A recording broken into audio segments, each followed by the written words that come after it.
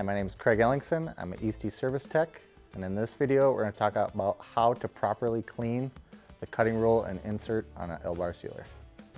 So the best thing to use to clean the blades and insert is actually a wadded up piece of excess film.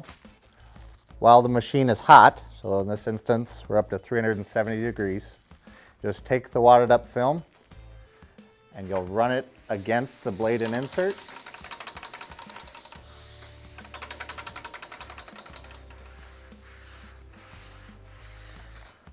And the excess film that was on the blade and insert will usually stick onto the wadded up film. And if you're not going to use the wadded up film, the second best is using a damp cloth while the machine is cool. You should never take anything abrasive to the blade and insert, because the blade and insert does have a PTFE coating that's similar to like your pots and pans at home. And if that coating gets scraped off, the film will start sticking to it. The blades and inserts should be black in color. If you notice that they're silver, it's probably time to replace them.